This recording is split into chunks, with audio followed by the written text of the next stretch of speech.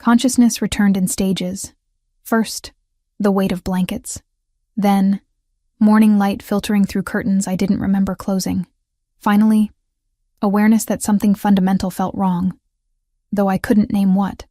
I sat up in my apartment, scanning the familiar space. My photography equipment lined the walls. Coffee mug from yesterday still sat on the desk. Everything exactly where it should be, except the sensation persisting under my skin, like I'd misplaced something vital and couldn't recall what. The bathroom mirror revealed a stranger's face. Mine, but marked. A faded yellow-purple bruise stretched across my left forearm. When had I gotten that? I touched my right temple gently, fingertips finding a small pink line, recently healed. The scar felt raised under my touch. No memory of the injury surfaced. Must have been clumsy recently. Tripped somewhere. Threats my head. The explanation satisfied my conscious mind, even as something deeper protested. My phone buzzed as I started the coffee maker. "Honey?" Mom's voice carried unusual tension. "How are you feeling this morning?" "Fine. Why wouldn't I be?" Silence stretched. Then, "Did you sleep well? Any headaches?" "Mom, I'm 26. I think I can manage a Tuesday morning." Of course you can." She sounded like she was convincing herself. "Your father and I just wanted to check in. Make sure you're taking those vitamins Dr. Reynolds prescribed." I opened the medicine cabinet. A bottle of supplements I didn't recall buying sat on the top shelf. The label read, "Post-viral immune support, prescribed by a Dr. Reynolds whose name triggered nothing." "Sure, I'm taking them." "Good. That's good. He said they're important for your recovery." "Recovery from what?" Another pause. "The virus you had last month, remember? You were quite run down." Had I been sick? The timeline felt slippery, like trying to grasp water. Right, the virus. "We love you, sweetheart. Call if you need anything at all." The conversation left me unsettled in ways I couldn't articulate. I drank my coffee standing at the window, watching the city wake up below. Chicago moved like it always did. Traffic, people, life continuing in familiar patterns. So why did I feel like an observer rather than a participant? Work provided distraction. I had a gallery opening that afternoon, a collection of urban landscapes I'd shot over the past year. The gallery had handled my calendar while I was resting. Megan said, voice purposefully light. "Nothing you didn't sign off on before." Before, she repeated, like the word itself could hold me steady. At least I assumed I'd shot them over the past year. Looking at my own photographs felt like viewing someone else's work. Technically proficient, compositionally strong. But the memories of taking them remained frustratingly vague. The gallery space hummed with opening reception energy when I arrived. White walls, track lighting, my name on a placard by the entrance. People milled about with wine glasses, making the appropriate appreciative noises. I smiled, shook hands, answered questions about shutter speeds and editing choices. That's when I felt it. The weight of someone's attention. Different from the casual gallery browsing. Focused. Intense. I turned. He stood across the room, studying a black and white shot of the Chicago skyline at dawn. Tall. Dark hair that fell just slightly too long to be strictly professional. A charcoal suit that fit like it had been made specifically for his frame, jacket open over a white shirt. No tie. A gold chain caught light at his throat. As if sensing my gaze, he looked up. The moment our eyes met, the world narrowed. Sound faded. People became background noise. I couldn't look away. He had the kind of face that belonged in old Italian films. Sharp cheekbones. Strong jaw shadowed with deliberate stubble. Eyes so dark they appeared almost black from this distance. And something else. Something in his expression that looked like pain wrapped in hope. My heart kicked against my ribs. Hard. Unexpected. He started walking toward me. Not rushed, deliberate. Each step measured like he was crossing a minefield. "These are remarkable." His voice threats me like whiskey. Smooth with an edge that burned. Accented. Italian, maybe. "You have an exceptional eye." "Thank you." I managed to sound professional despite my pulse hammering in my throat. "Have we met before?" "No." The word came out too quickly, too sharp. He softened it with a careful smile. I would remember. It's just... I gestured vaguely between us. You seem familiar somehow. His jaw tightened almost imperceptibly. Perhaps I have one of those faces. I don't think so. We stood there, trapped in a moment that stretched too long to be comfortable, but neither of us moved to break it. Up close, I could see a thin scar cutting through the right side of his neck, just above his collar. Old, well-healed. The kind of mark that told a story I suddenly wanted to hear. I'm Giovanni. He extended his hand. Olivia. When our palms touched, electricity shot up my arm.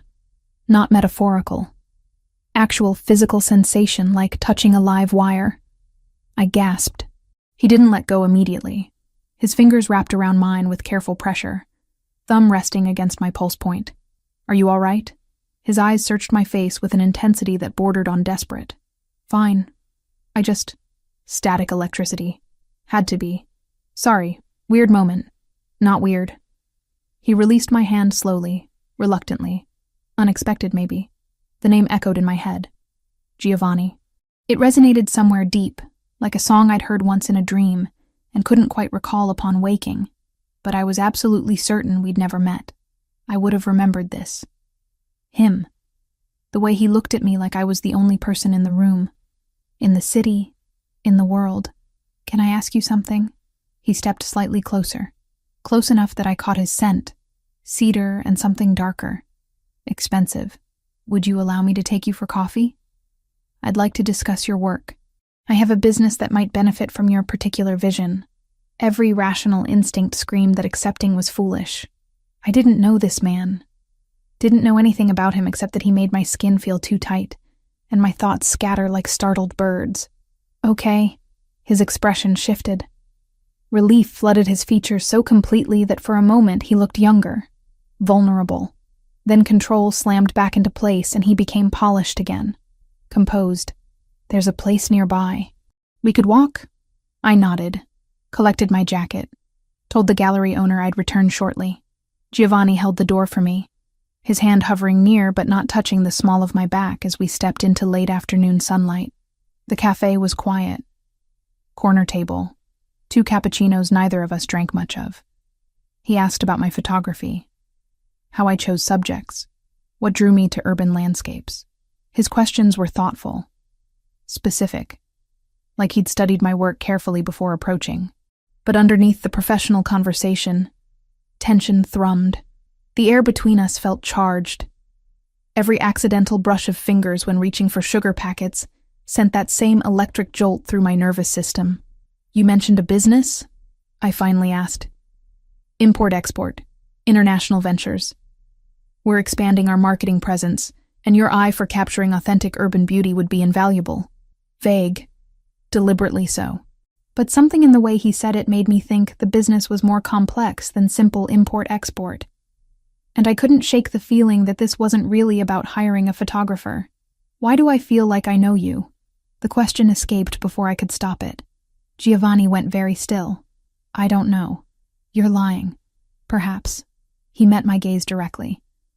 Or perhaps some connections transcend logical explanation. That's not an answer. It's the only one I can give you right now. Before I could push further, my phone rang. Mom again. I silenced it, but Giovanni noticed. You should answer. Family is important. How do you know it's family? Lucky guess. But his eyes held knowledge he wasn't sharing. I excused myself, stepped outside to call Mom back. She answered immediately, voice tight with poorly concealed anxiety. Sorry, honey. I know you're working. I just wanted to remind you about taking those vitamins, consistently. Doctor, Reynolds was very clear about the dosage. I took them this morning. Good. That's good. Are you feeling all right? Any dizziness? Confusion? Mom, what's going on? You're acting strange. Nothing. Nothing's going on. I'm just being overprotective. Mother's prerogative. She forced lightness into her tone. Love you. When I returned, Giovanni was standing, jacket back on. I should let you return to your gallery. You haven't told me about this job opportunity. Next time. He pulled out a business card. Heavy stock. Embossed lettering. Just a name and phone number. Call me when you're ready. Ready for what? He studied me for a long moment. To take a chance on something that doesn't make sense. Then he was gone, walking away down the sidewalk with the kind of confidence that came from never doubting his welcome anywhere. I stood holding his card, my thumb tracing the raised letters of his name, Giovanni Moretti. The name meant nothing. Should mean nothing. So why did it feel like remembering something I'd lost? I called him 3 days later, not because I wanted to discuss business, because the memory of his dark eyes and careful touch had invaded every quiet moment since the gallery, because his name kept looping through my thoughts like a song I couldn't shake. He answered on the second ring. Olivia. My name and his accent made my stomach flip. I hoped you'd call. About the photography work. Of course. A pause waited with things neither of us said. Are you free this evening? We could discuss details over dinner. I should have said no. Should have insisted on a professional meeting during daylight hours in a crowded cafe.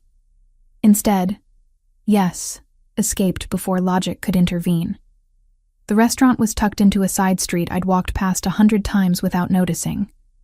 Intimate. Warm lighting. The kind of place that required reservations weeks in advance. But when Giovanni gave his name at the door, the host's entire demeanor transformed. Mr. Moretti, your usual table is ready. We were led to a corner booth. Private. Perfect sightlines to the entrance, but invisible from most of the dining room. The waiter materialized immediately with wine I hadn't ordered, pouring with practiced deference. You come here often? I asked. I've been a patron for years.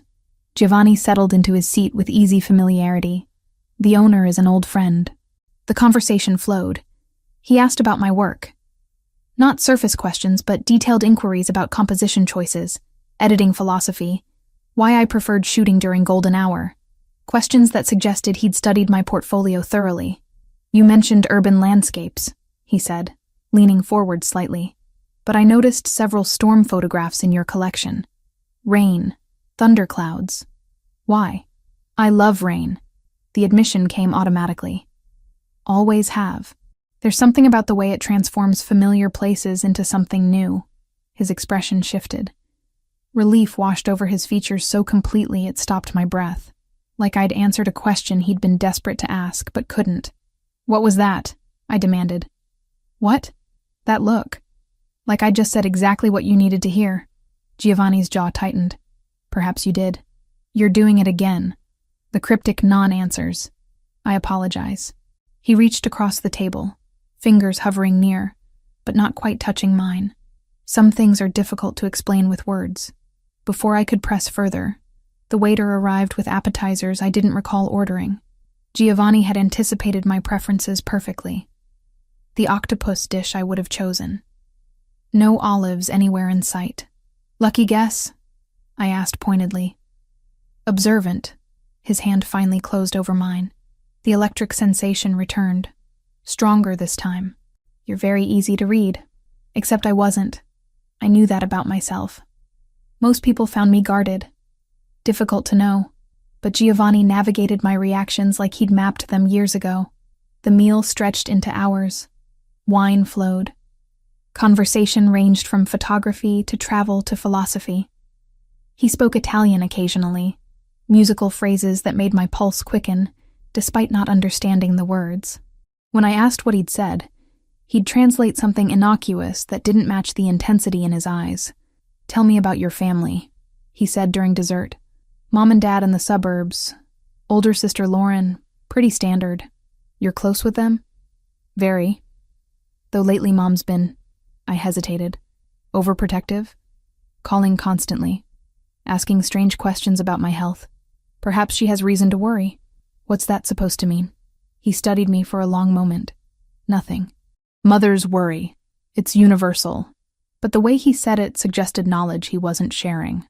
Again. We left the restaurant near midnight. Giovanni insisted on walking me home despite the distance. Chicago streets were quieter now, our footsteps echoing off brick and glass. He maintained careful space between us, close enough to be protective, far enough to be respectful. Can I see you again? He asked when we reached my building. This wasn't about business, was it? No. At least he was honest about that. Then what is it about? Getting to know you. His hand came up, fingers trailing along my jawline with aching gentleness. If you'll allow it. I should have pushed for real answers. Should have demanded he explain the familiarity, the careful choreography, the way everyone around him acted like he was someone important. Instead, I nodded. He left without kissing me, but the ghost of his touch lingered on my skin long after he disappeared into the night. The next morning, flowers arrived at my apartment. White roses. 2 dozen. No card, but I knew who sent them. When I called to thank him, he answered like he'd been waiting. There's an art exhibit opening tonight. Come with me. Giovanni, please. That single word, weighted with something close to desperation, shattered my defenses. The days blurred together after that. Giovanni appeared in my life with increasing frequency. Always polite. Always asking permission, but always there. At the coffee shop where I edited photos. Outside the gallery after a client meeting. Walking his route to my building somehow aligned perfectly with my schedule. I mentioned it to Mom during one of her daily check-ins. There's this man, I started.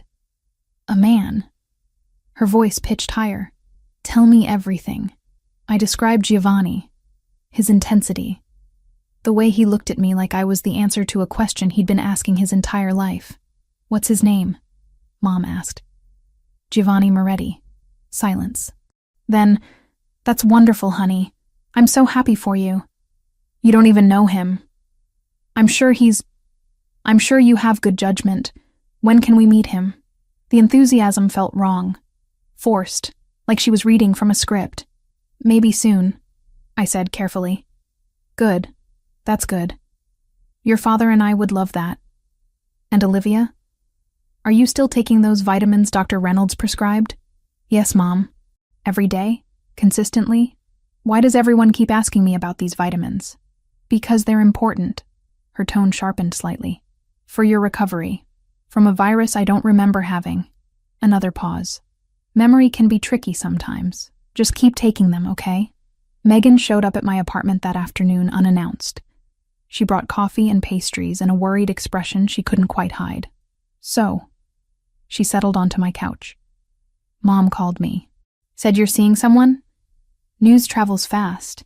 She seemed excited, which is weird because Mom doesn't usually get excited about your dating life. I know. I sat across from her. Everything's been weird lately. How are you feeling? Megan leaned forward. Any headaches, dizziness, confusion? Why does everyone keep asking me that? Because we care. But her eyes slid away from mine. Have you been taking the vitamins? Jesus Christ, Megan. What is with the vitamins? They're important. Dr. Reynolds was very specific about... I don't even remember seeing Dr. Reynolds. She flinched. Actually physically recoiled. You were really sick. It's natural to forget some details. Is it? I stood, pacing. Because I don't remember being sick at all. And now there's this man who looks at me like he knows me. And everyone's acting strange. And I keep having this feeling like I'm missing something crucial. Megan stood too, reaching for my hands. You're overthinking.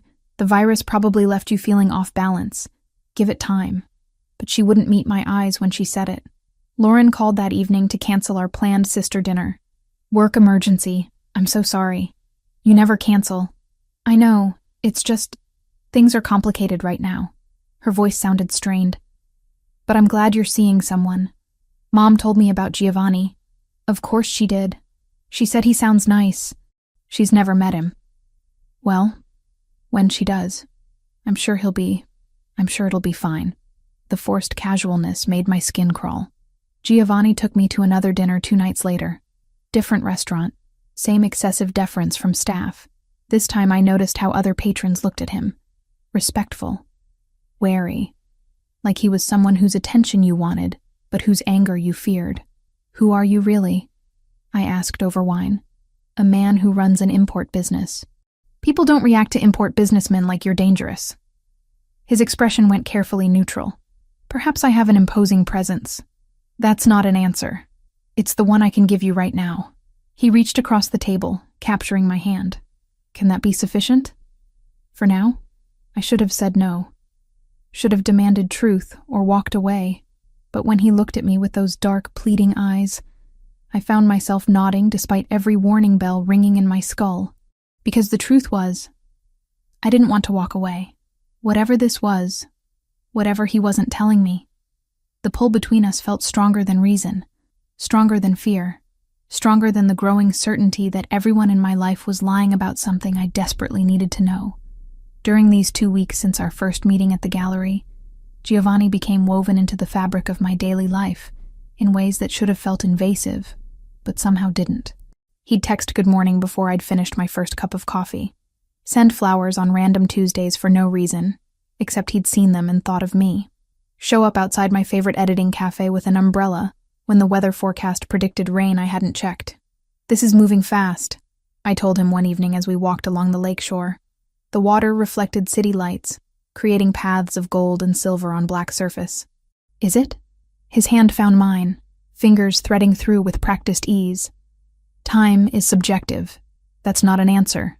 Would you prefer I slow down?" He stopped walking, turning to face me fully.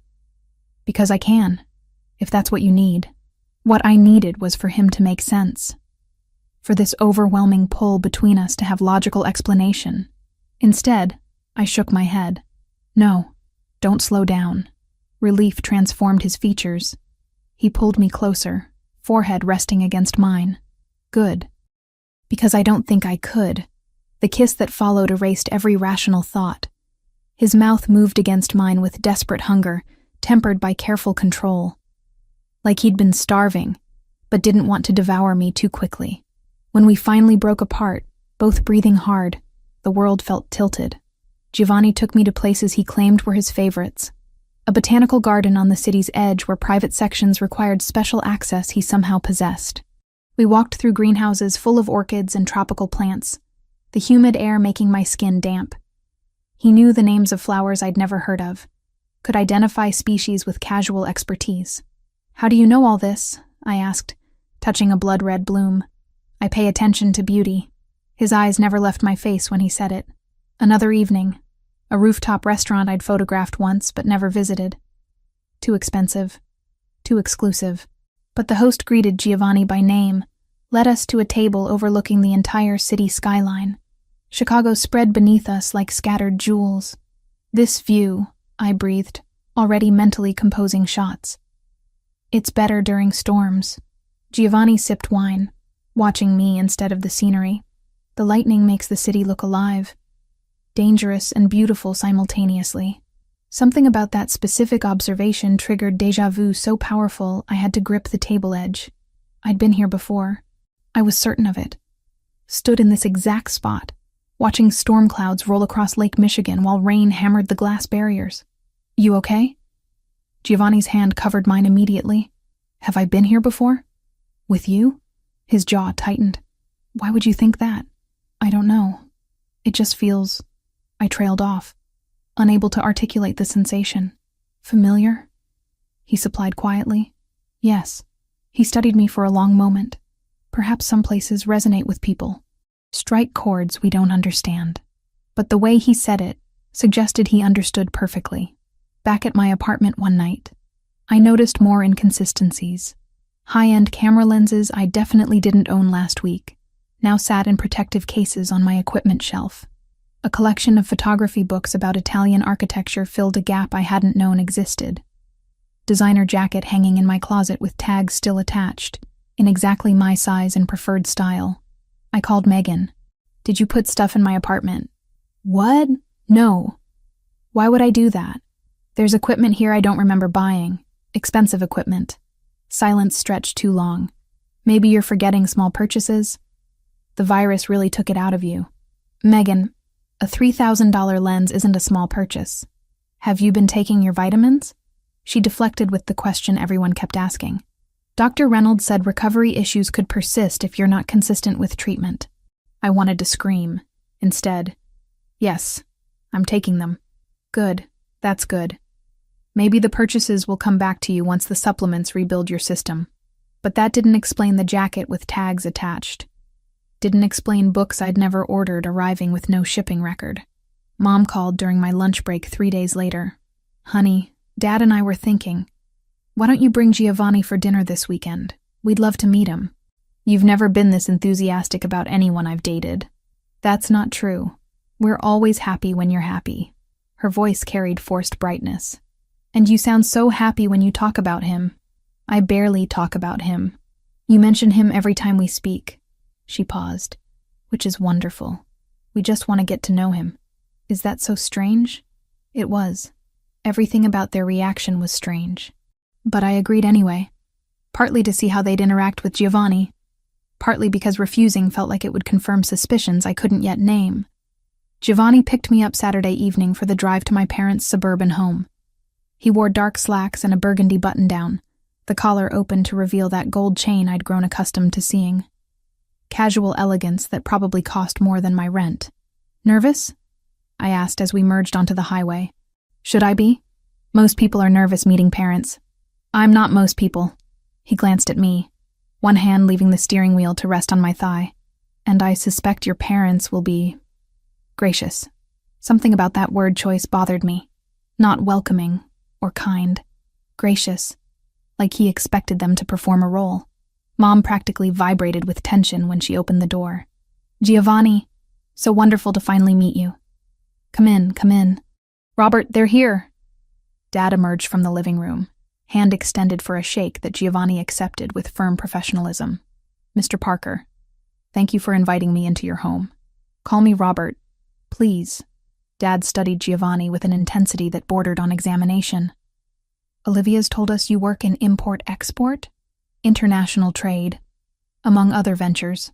They settled into conversation about business, markets, global economics.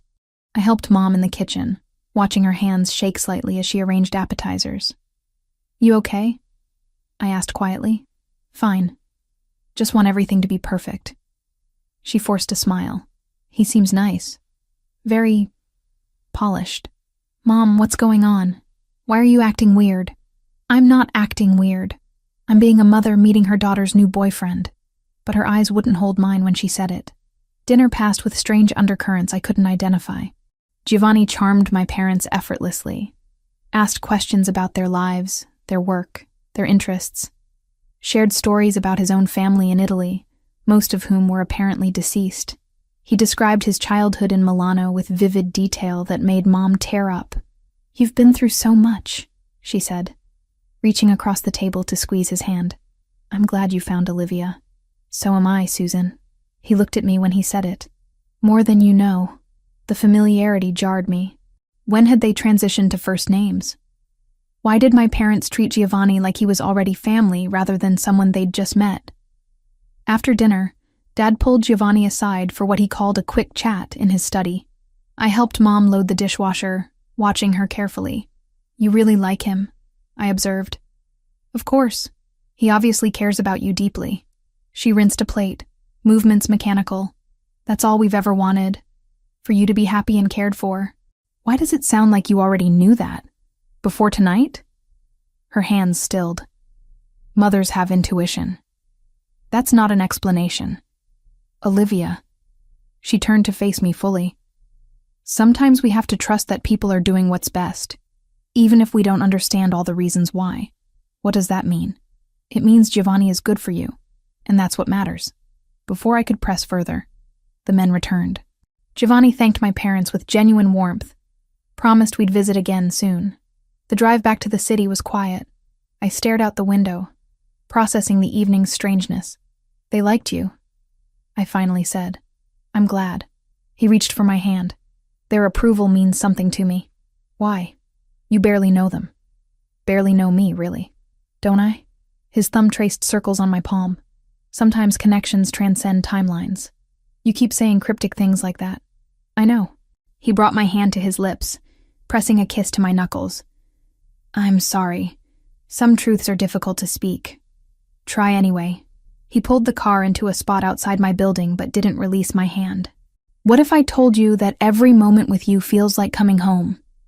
That I know your preferences because I pay attention to everything about you? That the way you move, speak, laugh, all of it is cataloged in my memory because you're the most important person in my world? My heart hammered. That's impossible. We've known each other 2 weeks. Is it impossible? His free hand cupped my face. Or is it just improbable? Giovanni, I'm not asking you to understand. Just to trust. He kissed me softly. Can you do that? I should have said no. Should have demanded real answers instead of poetic evasions. But looking into his dark eyes, seeing vulnerability wrapped in desperate hope, I found myself nodding. Okay, I whispered. He kissed me again, deeper this time. And for those suspended moments, the questions faded. The inconsistencies didn't matter. Only this did. Only him. Even if every instinct screamed I was missing something crucial. Giovanni invited me to a formal dinner with his business associates, 3 weeks after we'd first met. The restaurant was downtown, tucked into a building I'd photographed once but never entered. Private dining room, dimmed lighting, an atmosphere that prickled my skin with unease before we'd even sat down. You're sure about this? I asked in the car, smoothing my emerald dress. Giovanni had sent it to my apartment with a note saying only for tonight. It fit perfectly. Of course it did. I want them to meet you. His hand rested on my knee, warm through silk. You're important to me. They should know that. The room held maybe 15 men when we arrived. All older than Giovanni. All watching us with identical expressions of careful assessment. The energy reminded me of nature documentaries. Predators sizing up territory. A tall man with silver-streaked hair approached immediately. Giovanni. They embraced with familiarity that spoke of years. And this must be Olivia. Franco Bellini, Giovanni introduced. My oldest friend and most trusted advisor. Franco's handshake was firm but brief. His eyes never left my face, studying with an intensity that made me want to step backward. Giovanni speaks of you constantly. It's a pleasure. But his expression suggested pleasure was the wrong word. Concern, maybe. Or calculation. The dinner stretched through multiple courses. I sat beside Giovanni, his hand occasionally finding mine under the table. The men discussed shipping routes, international markets, regulatory challenges in terms that sounded legitimate, but felt coded. Like they were speaking a language I almost but didn't quite understand. And your work, Miss Parker? One of the older men leaned forward. Giovanni mentioned you're a photographer? That's right. Urban landscapes, mostly. Beautiful and talented. He raised his wine glass in salute. Our Giovanni is a lucky man. The way he said our made my stomach tighten. Like Giovanni belonged to them. Or they to him. Franco watched me throughout the meal with unnerving attention. Not hostile, exactly. More like he was checking for something specific, and couldn't find it. Once, when I reached for water, he exchanged a loaded glance with Giovanni that I couldn't interpret. Halfway through dinner, one of the younger associates addressed me directly. How are you settling back into...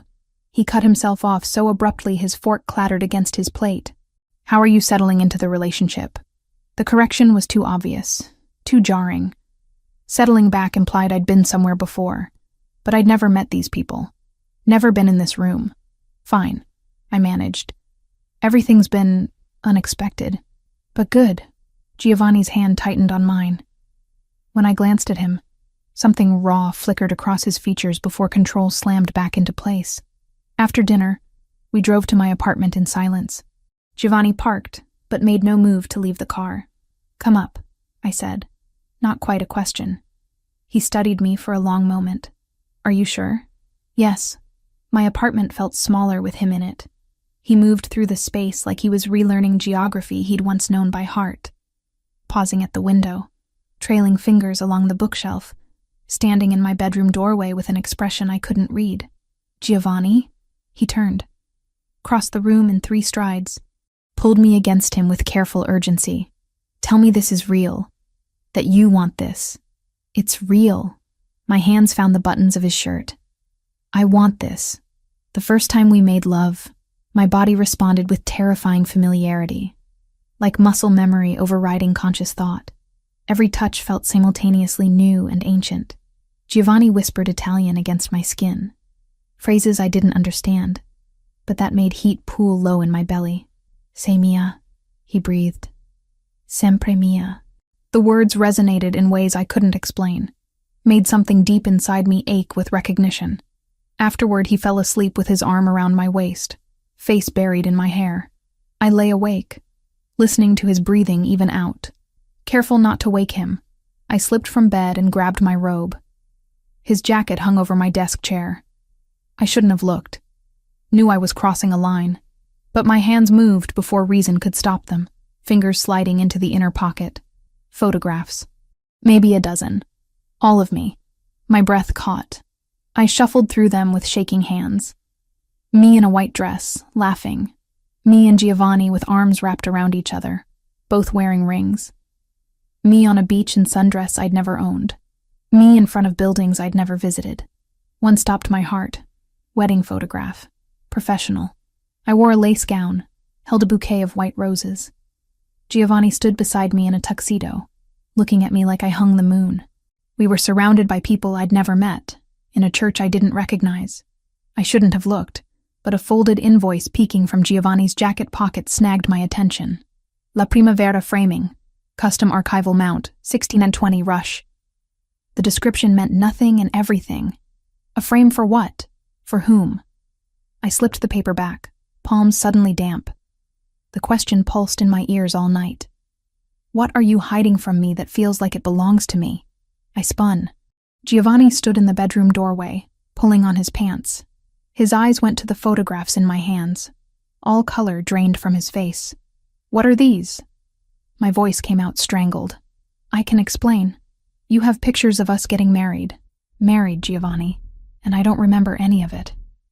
He moved toward me slowly, hands raised like I was a spooked animal. Please, let me explain. How long have you been lying to me? I haven't lied. I've just omitted certain truths. That's the same thing. The photos scattered across my desk as I threw them down. Who are you? Who am I? What the hell is happening? You need to calm down. Don't tell me to calm down. You've been pretending we just met when apparently we're married? Or were married? I pressed my palms against my temples. I don't understand. I know. His voice cracked. I know you don't. But there are reasons. Good reasons why we've done this. We? Who's we? He reached for me. I stepped back. Don't touch me right now. Pain flooded his expression. Olivia, please, trust me. Trust you? You've been lying since the moment we met. Not lying, protecting. From what? He opened his mouth, closed it, struggled visibly with whatever he wanted to say. I can't tell you that, not yet. The doctors. Doctors? What doctors? Please. He looked desperate now, broken. Please just give me time to do this right. Do what right? Help you remember. The words hit like a physical blow. Remember what? Us. Our life. Everything you forgot. My knees gave out. I sat hard on the bed, staring at him.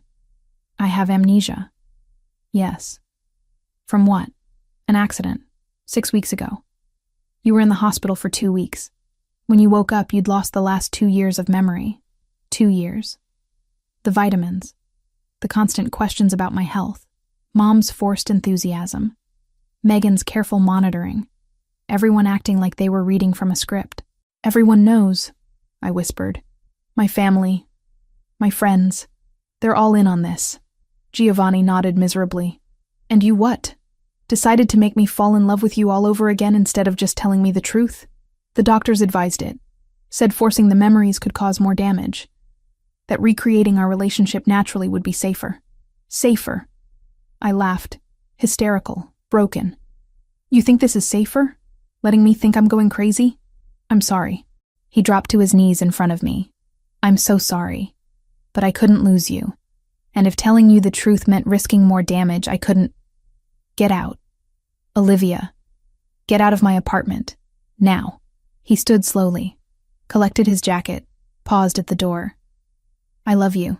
That's real. Everything between us is real. Even if you don't remember it yet, how would I know? Tears streamed down my face. How would I know what's real when everyone's been lying to me? He left without another word. The door clicked shut. I sat surrounded by photographs of a life I couldn't remember. with a man I'd fallen for who turned out to be my husband, and tried to figure out which way was up. My phone buzzed. Megan. Like she had some sixth sense for catastrophe. I answered. Did you know? Silence. Then quietly, yes. How long? Since the beginning. Since you woke up in the hospital. And you said nothing. We were trying to help. The doctors said. I don't care what the doctors said. I was shouting now. You lied to me. For weeks. You let me think I was losing my mind. I'm sorry. Her voice broke. I'm so sorry. But you have to understand. We were trying to protect you. By lying. By giving you the chance to fall in love again without the pressure of remembering. By letting it happen naturally. None of this is natural, Megan. None of it. I hung up. Turned off my phone. Lay down on sheets that still smelled like Giovanni, and stared at the ceiling while my world fractured into pieces I couldn't fit back together. I spent 3 days in a fog. Didn't answer calls. Didn't leave my apartment. Just sat surrounded by those photographs and tried to force memories that wouldn't come. On the 4th day, I started investigating my own life like it belonged to a stranger. Bank accounts first. I logged into the app on my phone and found transactions I'd never made. Deposits from sources I didn't recognize. Withdrawals at locations I'd never visited. And worse, joint accounts. My name linked with Giovanni Moretti on checking, savings, and investment portfolios worth more than I'd earn in a lifetime. My passport came next. I dug it from the drawer where it should have been gathering dust. Instead, stamps filled pages. Italy. Multiple trips to Milano, Roma, Firenze, all within the past year. Dates I couldn't account for. Places I had no memory of seeing. The calendar on my laptop held deleted appointments that recovery software pulled back from digital graves. Doctor visits, dress fittings, venue tours, wedding planning spreadsheets hidden in archived folders. Every piece of evidence screamed the same impossible truth. I'd lived 2 years I couldn't remember. Lauren's apartment was 20 minutes away. I didn't call ahead. Just showed up and pounded on her door until she answered, face pale with worry. Olivia. Tell me everything. I pushed past her into the living room. Right now. No more lies. She closed the door slowly. You should sit down. I don't want to sit. I want the truth. The truth is complicated. Try me. Lauren sank onto her couch, hands twisting together. 6 weeks ago, you were driving back from a photography session, rural area, about 2 hours outside the city. Giovanni was in a business meeting downtown. You were alone. And someone forced your car off the road. Her voice cracked. Deliberately. They'd been following you. Waiting for the right moment when you were isolated. My stomach dropped. Who? Enemies of Giovanni's. People trying to hurt him through you. She looked up, eyes wet. Your car went down an embankment. Rolled 3 times. You weren't found for almost an hour. I gripped the arm of the chair I'd refused moments before. How bad? Severe head trauma. Multiple fractures. Internal bleeding. They airlifted you to the hospital. Induced a coma to let the swelling in your brain reduce.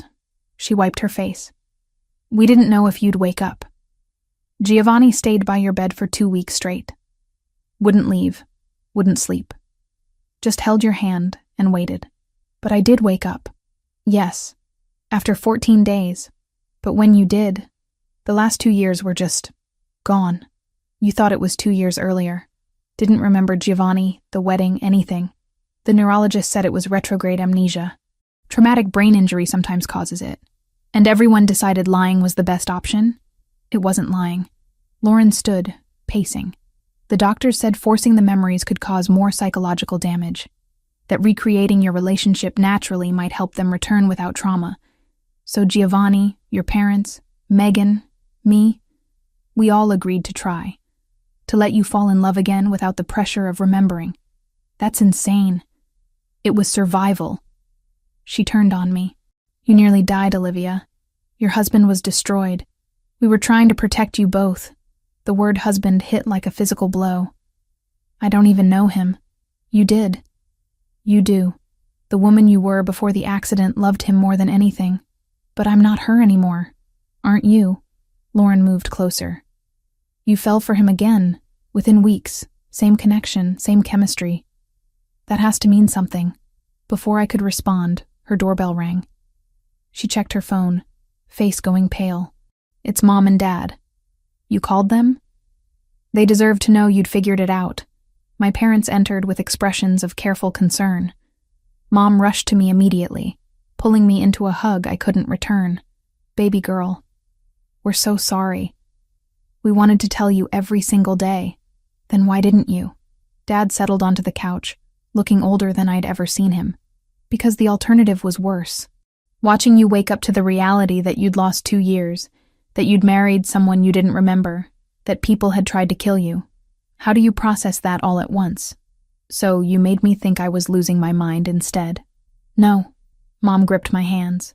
We were trying to give you a chance to heal. To remember naturally. By lying. By protecting you the only way we knew how. I pulled away from her. I want to see the medical records. Everything. Right now. Dad pulled out his phone, forwarding files that filled my inbox.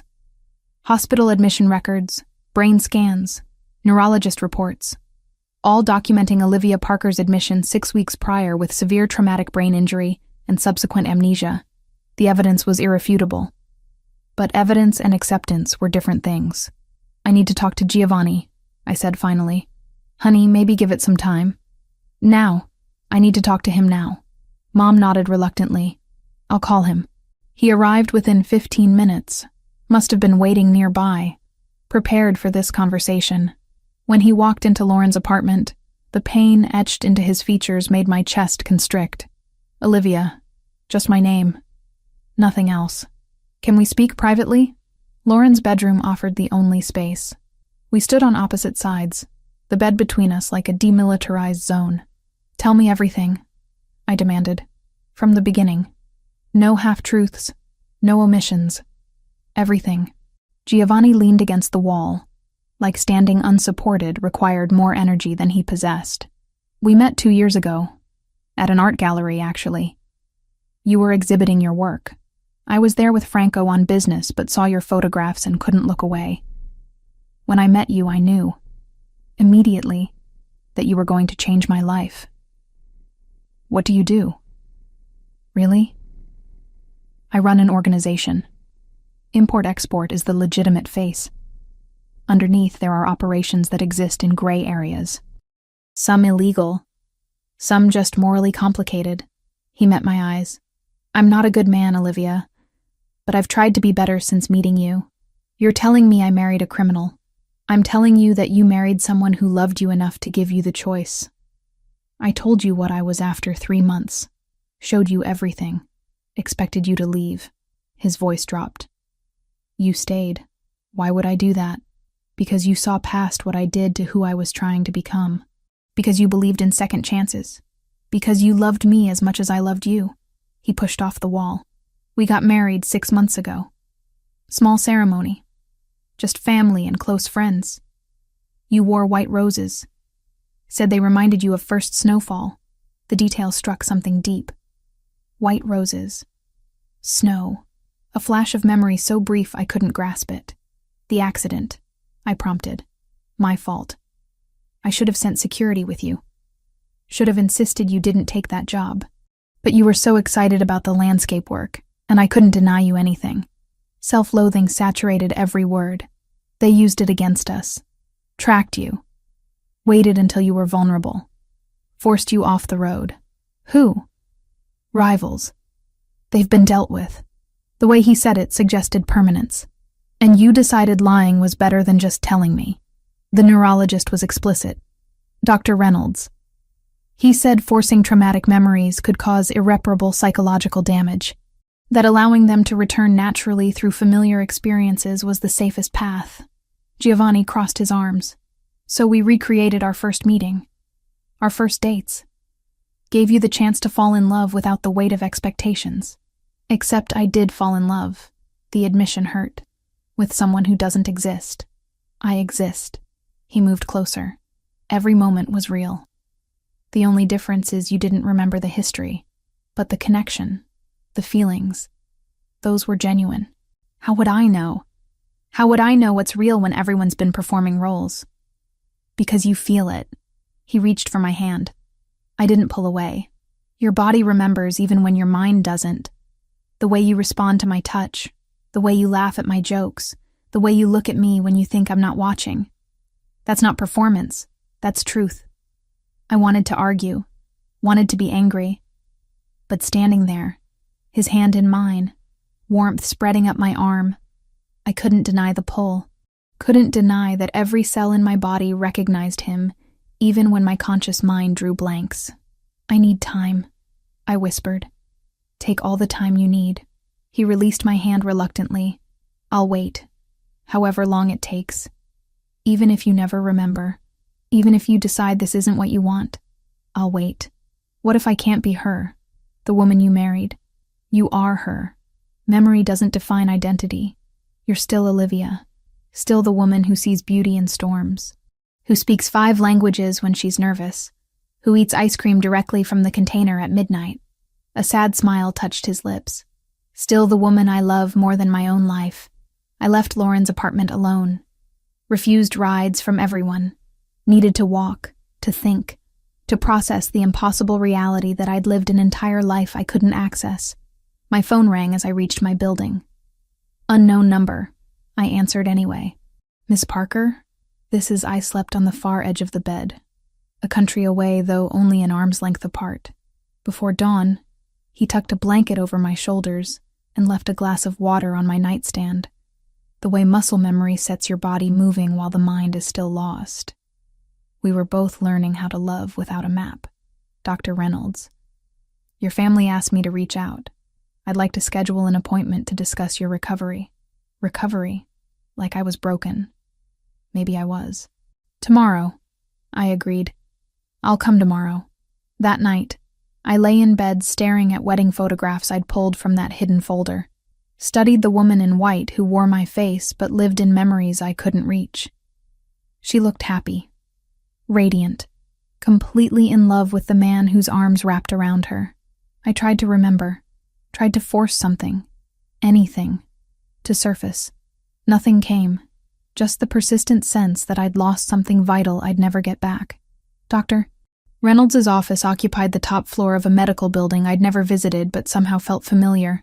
Glass walls overlooking the city, modern furniture and calming grays. A receptionist who greeted me by name before I'd introduced myself. Miss Parker. Dr. Reynolds is expecting you. Please go right in. The neurologist was younger than I'd imagined. Maybe 45, with kind eyes behind wire-rimmed glasses. He stood when I entered, extending a hand. Olivia, I'm so glad you agreed to meet with me. You're the one who prescribed the vitamins. Not a question. Yes. Post-viral immune support was the cover story we agreed upon with your family. He gestured to a chair. The real medication was neurological support supplements to aid recovery from traumatic brain injury. I sat because my legs felt unsteady. Everyone keeps using that phrase. Traumatic brain injury. Like if you say it clinically enough, it won't sound as devastating. Would you prefer a different term? I'd prefer the truth, all of it. No more careful omissions or medical euphemisms. He pulled up files on his computer, turning the monitor so I could see. Brain scans filled the screen. My brain. Before and after images that showed damage I couldn't interpret but understood was serious. 6 weeks ago, you sustained severe head trauma when your vehicle went off the road. The impact caused subdural hematoma, cerebral edema, and multiple contusions across the frontal and temporal lobes. His finger traced areas on the screen. We induced a medical coma to reduce brain swelling. You were unconscious for 14 days. And when I woke up, you had retrograde amnesia spanning approximately 2 years. Everything before that threshold remained intact. Everything after was simply gone. I stared at the images. My brain, damaged, changed. Why 2 years specifically?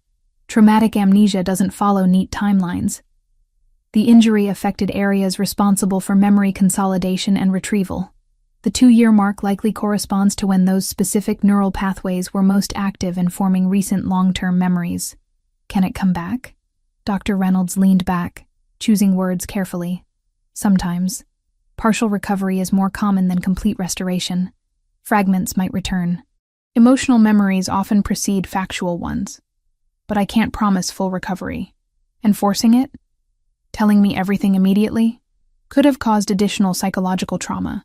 When someone loses memories of significant life events, especially positive ones like marriage, forcing confrontation with that loss can trigger depression, anxiety, even dissociative episodes. We chose gradual reintroduction because research suggests experiential relearning is safer than cognitive bombardment.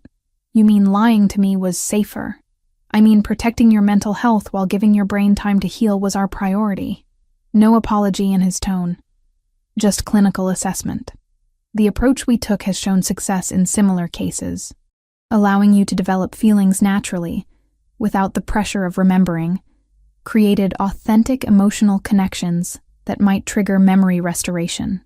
And if it doesn't work, then you've still fallen in love with your husband, built a foundation for moving forward even without accessing the past. A knock interrupted. The door opened before either of us could respond. Mom and Dad entered, followed by Giovanni. They must have been waiting together. Mom's eyes were red.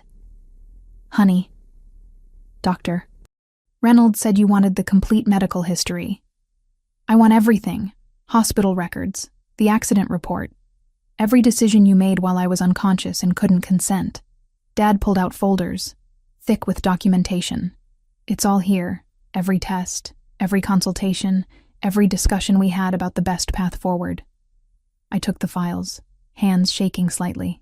Giovanni remained by the door, giving me space, but clearly struggling with the distance.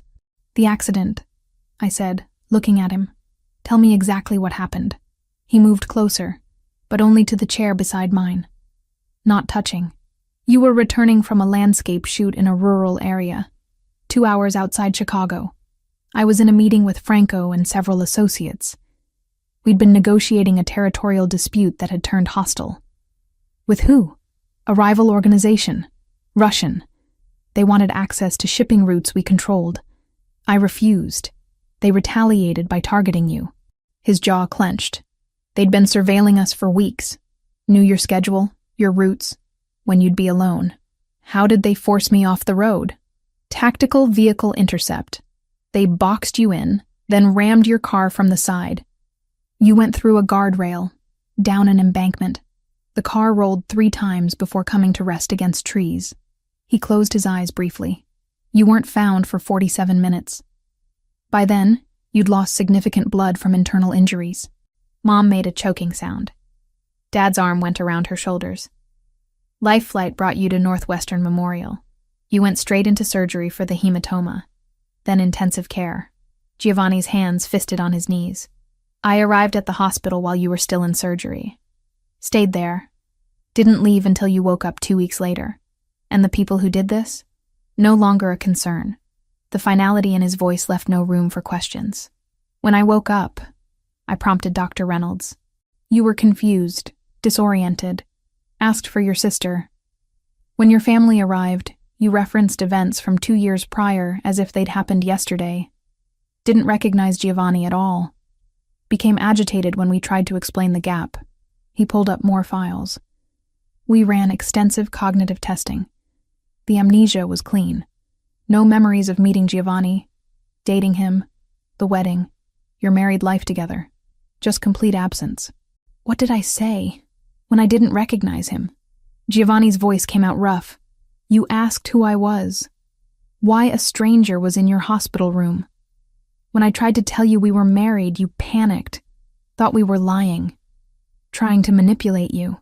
The pain in his expression made my chest ache. "That's when we consulted specialists," Dad continued. "Multiple neurologists, psychologists, trauma experts.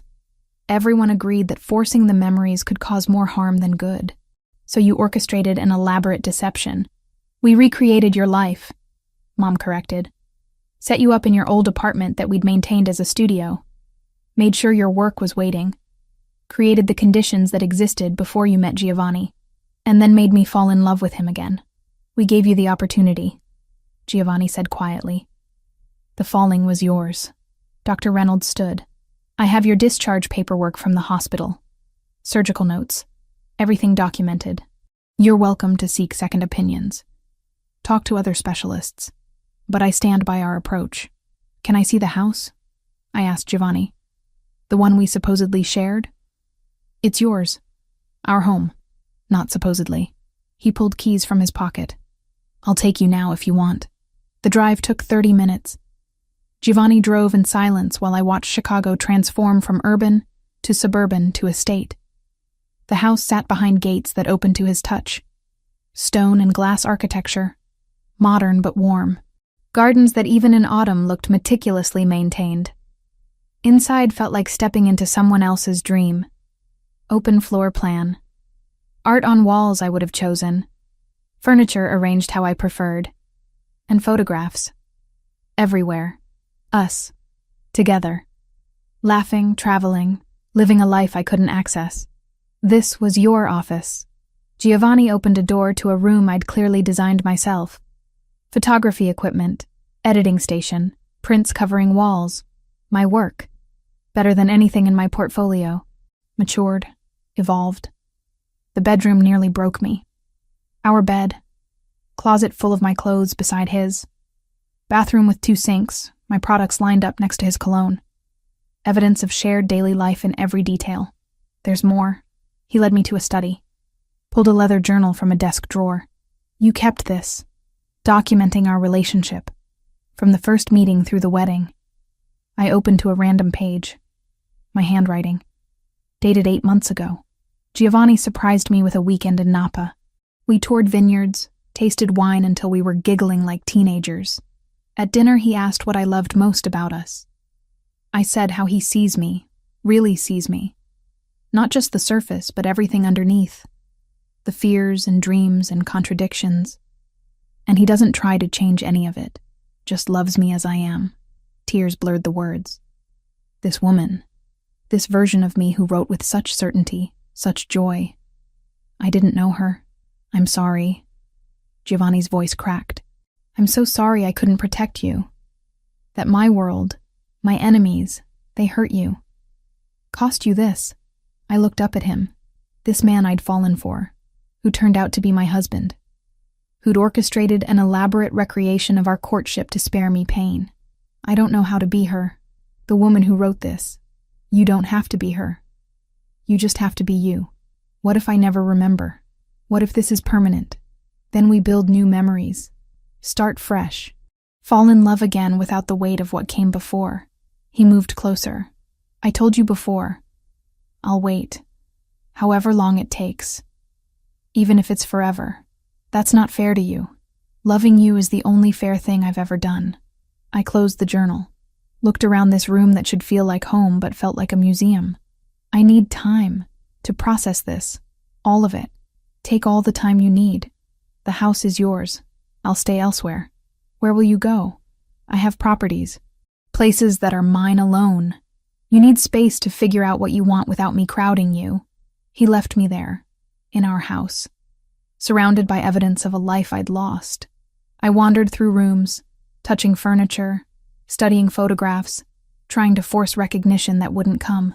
In the master bathroom, I found more of the vitamins. Post-viral immune support. The lie that had kept me compliant. I dumped them down the sink. My phone rang. Megan. I answered this time. Are you okay? I don't know. Am I? Is any of this okay? Probably not, but it's what we have. She paused. For what it's worth, I'm sorry. We were trying to help. I know. I understand that now. Doesn't make it hurt less. Do you love him? Still? Even knowing everything? I thought about Giovanni's hands. Careful and gentle. His eyes when he looked at me. The way my body responded to his presence like coming home to something familiar. Yes, which might be the most confusing part of all this. Then maybe that's what matters. Not the memories you lost, but the feelings you found. After we hung up, I lay in the bed I'd apparently shared with Giovanni for 6 months. His side still smelled like cedar and something darker. I pressed my face into his pillow and tried to remember, tried to access even one clear memory of choosing him, loving him, marrying him. Nothing came. Just the persistent ache of loss for something I couldn't even properly grieve. But underneath that ache, something else stirred. Recognition. Not of memories, but of rightness. Like my soul knew what my mind had forgotten. Maybe that would have to be sufficient for now. I spent a week alone in the house Giovanni and I had shared. A week of therapy sessions with Dr. Reynolds, of reading my own journal entries like they belonged to a stranger, of touching furniture and trying to force connections that remained stubbornly absent. Megan showed up on day 5 with takeout, and tears already streaming down her face. "I'm so sorry," she said, before I'd even let her fully inside. "I'm so sorry. I hated every second of lying to you. I cried myself to sleep most nights knowing you were confused, and I couldn't just tell you the truth." We sat on the living room floor, containers of Thai food between us, and she told me everything. How Giovanni had called her from the hospital, voice destroyed, begging for help. How they'd all gathered in a conference room with Dr. Reynolds, and decided together that gradual reintroduction was safest.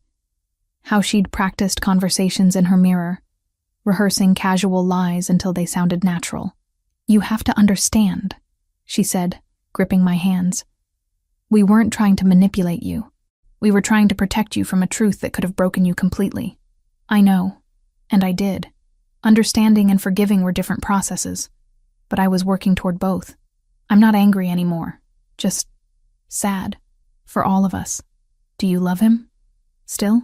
I think I never stopped. My body remembered even when my mind couldn't." Lauren came the next day, brought photo albums I'd never seen. Us as children, teenagers, adults navigating life together. Then newer photos. Me and Giovanni. The progression of our relationship documented in careful chronology. "I watched you fall for him the first time," she said, flipping pages. "Watched you choose him despite knowing what his world was. You were so certain, so fearlessly in love." She looked up. "And now I'm watching you fall for him again. Same certainty, same fearlessness. What if I never remember the first time? Then you'll have made the choice twice. Loved him twice. How many people get that?" The perspective shift helped more than she knew. Giovanni respected my request for space, but sent texts. "Good morning. Thinking of you. Hope you're okay. Never demanding, never pushing.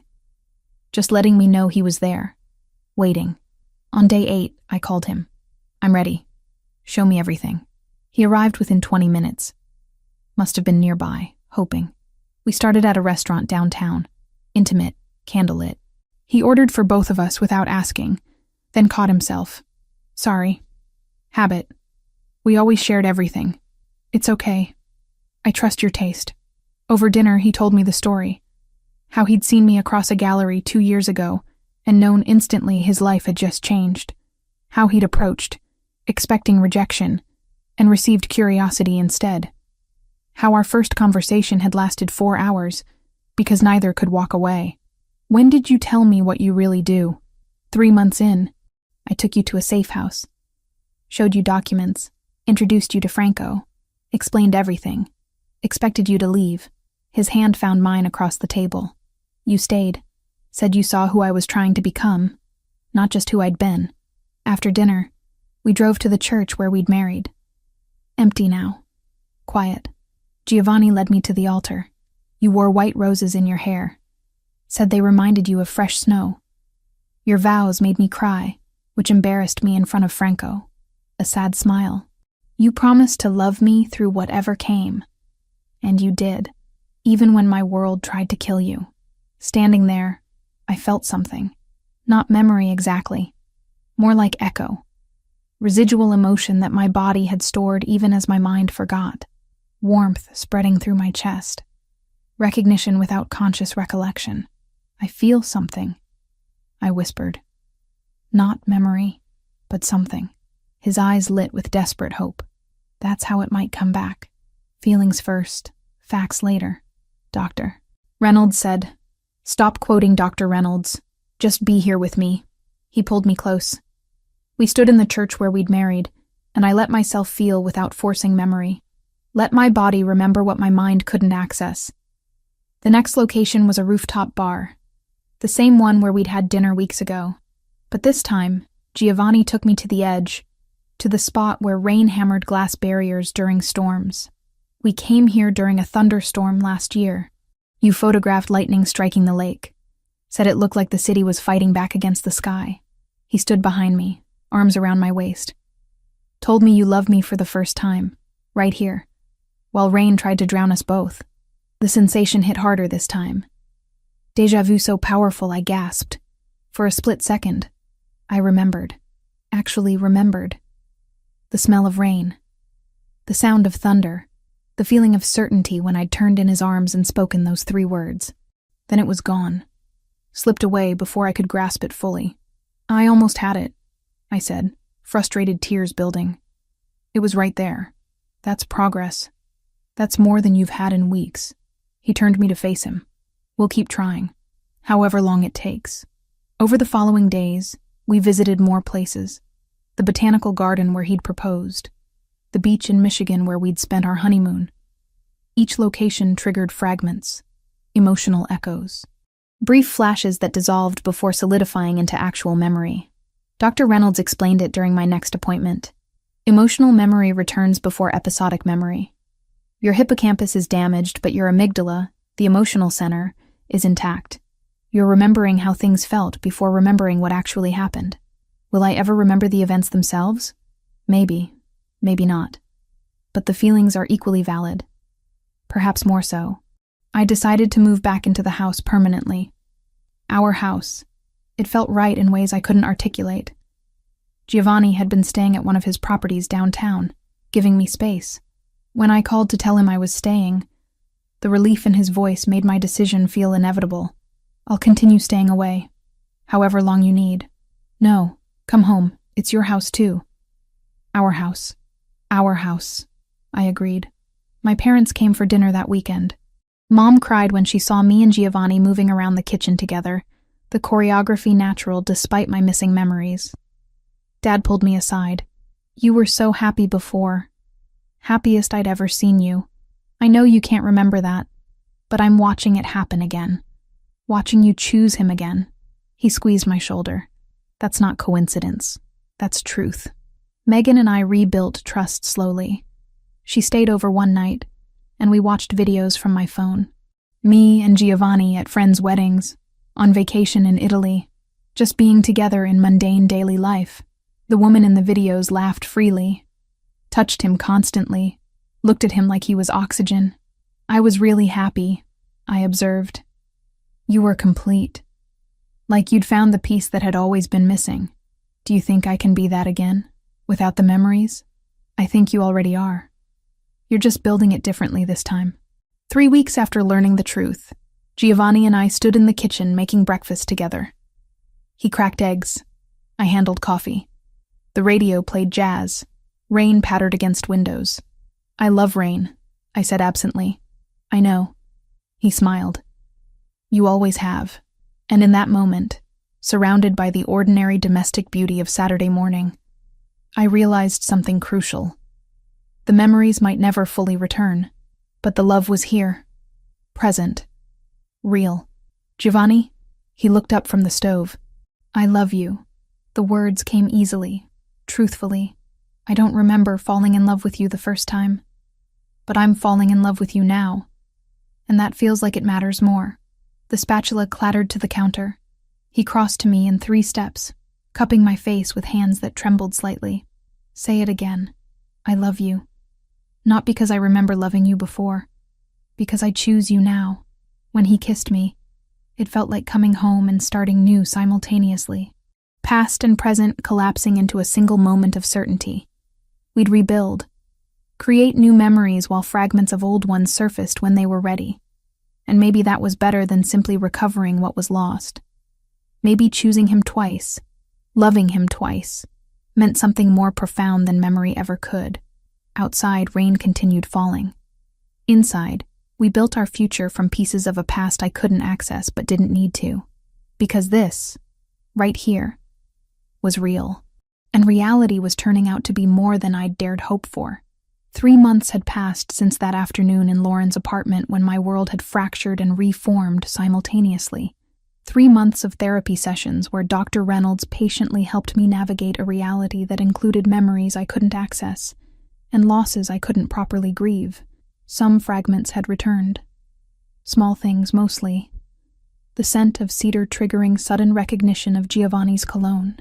A particular jazz melody making me remember dancing in our kitchen, though the specific occasion remained elusive. Emotional echoes that felt more like déjà vu than concrete recollection. The brain is remarkable, Dr. Reynolds told me during one session. It finds ways to compensate for damage. You may never remember specific events, but the emotional connections are forming new neural pathways. So I'm building new memories on top of a foundation I can't see? Exactly. And that foundation is still there, supporting you even when you can't consciously access it. I'd returned to photography work, started taking assignments again. But this time, I documented everything deliberately. Shot after shot of our house, our life together, creating visual proof of days I refused to lose again. Giovanni appeared in more of my work now. Him reading in the study, cooking in the kitchen, standing at windows watching Chicago rain. "You're capturing me like I'm your subject," he'd observed one evening. "You are. My favorite one." We talked about the future in ways I gathered we had before, but now felt brand new. Children eventually. Travel to places my passport claimed I'd visited, but my memory insisted I hadn't. Growing old together in this house that felt increasingly like home. Work had expanded too. Giovanni's organization needed legitimate documentation for their legal operations. I'd started photographing shipping yards, warehouses, business meetings.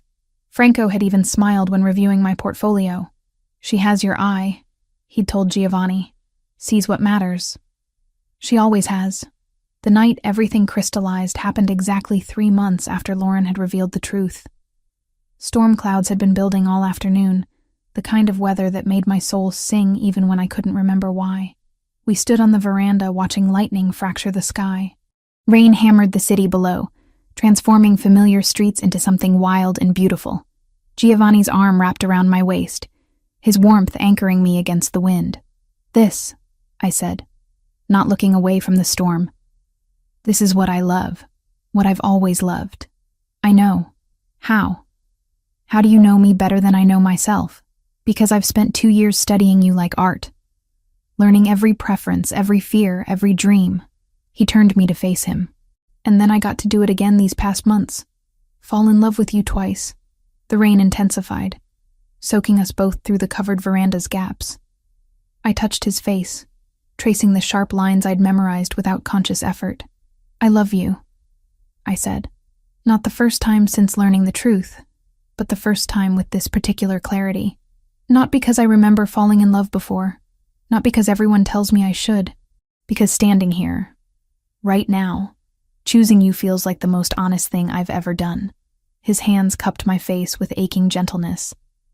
"Say it again. I love you, Giovanni Moretti. I choose you. I choose us. I choose this life even knowing I can't remember all of it." When he kissed me, thunder rolled overhead and lightning painted the world silver. We were soaked. Cold. Perfect. "We should go inside," he murmured against my lips. "Not yet. Let me have this moment. I want to remember it." So we stood in the storm, holding each other while the city disappeared behind sheets of rain, and I burned every detail into memory.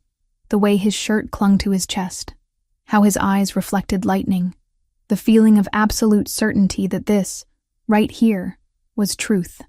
Later, wrapped in towels in our bedroom, he asked the question that had been hovering between us.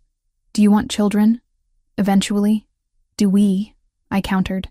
"Did we talk about this before?" "Yes.